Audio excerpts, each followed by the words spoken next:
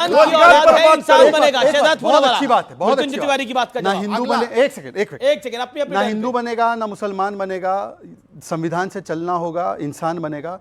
तो यूसीसी के लिए समर्थन दे दीजिए, वहां पर मुसलमान कानून अलग, हिंदू कानून अलग। आपके कहने से दे देंगे क्या? ठीक कहा है। अरे 10 साल सत्ता में हुआ है। शाउटिंग सर, 10 वर्षों में ही आप शाउटिंग, डोंट शाउट सर, जो 60-70 अरे भाई यूसीसी अम्बेडकर जी डाल के गए, अम्बेडकर जी डाल के गए, तिवारी जी चिल्ला रहे हैं, आपका बताइए, तिवारी जी अम्बेडकर जी पे चिल्ला रहे हैं, तिवारी जी शाउटिंग ऑन अम्बेडकर जी। क्या योगदान? अच्छा मैं पूरी बात कर, ये अम्बेडकर जी के बारे में क्या जानते हैं? अरे भाई आपसे ज्यादा ही जानता हूँ। आप बोले ये महात्मा भारत रत्न कब मिला था अम्बेडकर जी को, बताइए। अरे मैं सुनिए, एक एक करके मेरा निवेदन है, एक एक करके सर सुनिए। ये उल्टा, तो आप ऐसे बोलेंगे तो हम तो हमारी तबीयत ठीक हो जाएगी। वो कह रहे हैं एक सेकंड, का नाम लिया इसलिए ठीक हुआ। अम्बेडकर, हाँ बिल्कुल। अब बताइए, गांधी जी का नाम लिया, सुनिए, अब सुनिए प्लीज मृत्युंजय जी, मैंने आपके बीच में इतना नहीं टोका आपको।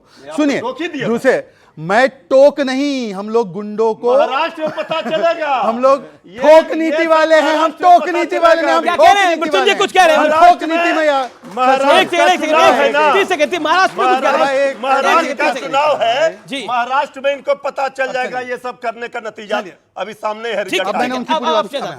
वो कह रहे हैं महाराष्ट्र में पता लग जाएगा, दो हाथ हो जाएंगे। सबसे पहले अभी आप सब बच्चे लोग जो है ना, मैं छोड़ देता, मैं नहीं दिखाता, आप गूगल कर लीजिए, अजमल बदरुद्दीन अजमल, ये वाले, ये मिस्टर ही, ये mister is in India alliance, India alliance के साथ है। अभी पोलराइज कौन कर रहा है? इंडिया अलायंस हो गया, पहली बात। दूसरी बात, मैं इनसे सिर्फ इतना पूछ रहा हूं ना, ये तो बोल रहे कि हम तो पोलराइज नहीं करते, हम सबका साथ सबका विकास चाहते हैं। तो एक बार बोल दे कि हिंदुओं का हिंदू वक्फ बोर्ड का इक्विवेलेंट बना दो, क्रिश्चियन का क्रिश्चियन वक्फ बोर्ड का इक्विवेलेंट बना दो, बता दो। एक सेकंड, सब चुप हो जाए, एक सेकंड, अब आप चुप रहिएगा, अब आप शांत रहिएगा, एकदम चुप है। देखिए एक पॉइंट हुआ, जैसा वक्फ बोर्ड है वैसे हिंदुओं के लिए भी एक ऐसा बोर्ड बनना चाहिए, उसके समर्थन में है, क्योंकि आपने बोला ना हिंदू बनेगा ना मुसलमान बनेगा, इंसान की औलाद है, इंसान बनेगा। तो इंसानियत के नाते जो कानून शादाब चौहान और शहजाद पूनावाला के पास है, वो कानून मृत्युंजय तिवारी और विवेक के बाद बोलिए। ये देश अपने नियम कानून से चलेगा, बीजेपी के नियम कानून से नहीं चलेगा, संविधान से चलेगा। हिंदू के लिए क्या नियम है, मुसलमान के लिए क्या है, क्रिश्चियन के लिए क्या है, वक्फ किसके लिए, वक्फ किसके लिए, हिंदू के लिए वक्फ क्या? वक्फ बोर्ड पर जिस तरह से अभी संशोधन बिल लाया गया, ये कहीं पर निगाह है, कहीं पर निशाना। एक मृत्युंजय भाई, आप टीकाधारी हिंदू है। अरे हम ओरिजिनल हिंदू है, नकली नहीं है, हम असली हिंदू हैं। और ये हिंदू सिखाता है सभी धर्मों का सम्मान करना। बिल्कुल सम्मान करना सिखाता है, लेकिन मेरा प्रश्न जो है वो बहुत वाजिब है। मैं कह रहा हूं the right which Muslims have, जो वक्फ का अधिकार मुसलमानों के पास है, क्या वो अधिकार हिंदू सिख ईसाई के पास भी होना चाहिए? क्योंकि बराबरी की बात है, आप उसके समर्थन में है, उसके खिलाफ है। हम कह रहे हैं हम समर्थन में है इस देश के संविधान में जो लिखा है, जो नियम कानून बना है। हम समाज के नाम पे नहीं होना चाहिए, हम मजहब के नाम पर समाज को तोड़ने का, मजहब के नाम पर कोई नहीं होना चाहिए ना। हम क्या कह रहे हैं, संविधान में अगर मजहब के, एक सेकंड, बिना सबूत के कोई भी जमीन, चाहे वक्फ की हो चाहे आपकी प्राइवेट प्रॉपर्टी हो, उसका कोई भी अस्तित्व नहीं होता। तो अगर कोई कहता है वक्फ के पास ये है, वक्फ के पास वो है, तो उनके पास पेपर भी होने चाहिए। तो आपको इनसिक्योर फील करने की कोई जरूरत नहीं है कि कोई कुछ भी कह देगा। वक्फ जैसा कानून क्यों होना चाहिए? देखिए जो एक सेकंड, दर्शकों के लिए मैं पूछता हूं, वक्फ के फॉर कौन है और वक्फ के अगेंस्ट कौन है? द ऑल फेयर, यानी वक्फ के खिलाफ कौन है, वक्फ के साथ कौन है? आपको क्यों लगता है कि वक्फ का कानून जो है वो संविधान के दायरे में है और वो इक्वल राइट देता है? एग्जैक्टली। कैसे? वक्फ की प्रॉपर्टी कंटेस्ट की जा सकती है, उसके ट्रिब्यूनल्स हैं, उसमें कोर्ट में जा सकते हैं, उसके अंदर सरकारी नुमाइंदे जो हिंदू हैं वो भी उसके ट्रिब्यूनल में बैठते हैं। ये सारे क्लैरिफिकेशंस हैं। और इसी प्रकार से हमारी मांग है, अब हिंदू बह जाते हैं ना, मैंने हमारी मांग है सारे हिंदू मंदिरों को, इसी प्रकार से सारे हिंदू मंदिरों को भी सरकार के नियंत्रण में होना चाहिए, वहां भी ट्रिब्यूनल होने चाहिए, वहां भी सरकारी, कमाल की बात है, वक्फ को सरकार के नियंत्रण में नहीं होना चाहिए, होना चाहिए है। कमाल की बात है, वक्फ की ट्रिब्यूनल का फैसला, कमाल की बात है, नुमाइंदे हैं। मतलब ओके अश्विनी, पहली बात है झूठ परोस रहे हैं, बिल्कुल नहीं झूठ परोस रहा। मठ मंदिरों को कंट्रोल करने के लिए भारत में 35 कानून चल रहे हैं, मजार, दरगाह, मस्जिद, चर्च को कंट्रोल करने के लिए एक भी कानून नहीं। नहीं वाया वक्फ है। अरे सुन तो लीजिए, वाया वक्फ है। सुनिए पहले, वाया एक सेकंड सुनिए, वाया नहीं, हम डायरेक्ट बता रहे हैं, वाया टेक्निकली नहीं गलत चलते। कह रहे हैं आप। हाँ, दूसरी बात, कुछ दिन के बाद क्या होगा जानते हैं आप? ये कहेंगे कि मुर्शिदा खान, जो मुर्शिदाबाद है, चूंकि मुर्शिद खान ने नाम, उसका नेम प्लेट पलटा था, पूरा मुर्शिदाबाद ना वक्फ हो जाएगा। गलत। बाद में मैंने कहेंगे, कहा, अरे बिना कागज सुनो के, भाई, बिना सबूत के, अरे कोई सुनो जमीन, तो, कोई सुनो। जमीन विवेक, वक्फ विवेक, नहीं हो विवेक, सकती। shouting मैच रही है, नहीं हो विवेक। सकती। ये एक गलत चीज कह रहे हैं। बताइए, shouting मैच बिना- नहीं। सर आप वरिष्ठ। अरे मैं आपको नहीं कह रहा हूं भाई, नहीं, नहीं, नहीं, मैं आप बदरुद्दीन बताइए। अजमल को नहीं, कह रहा सर, हूं, आप शांत मिसगाइड रहिए। मत करिए। अच्छा एक सेकंड, एक सेकंड। आप मिसगाइड मत करिए। बिना कागज के, He has the right to make his no point. Sir, he is misguiding. एक चीज मेरे सवाल बताइए, का जवाब दीजिए आप। बिना पब्लिक किसी को मिसगाइड कागज मत करिए। के- बिना प्रॉपर्टी के कागजों के क्या वक्फ बोर्ड क्लेम कर सकता है जमीन को? इनको बताओ। शांत होंगे भाई। नहीं कर सकता। कुछ दिन के बाद क्या होगा?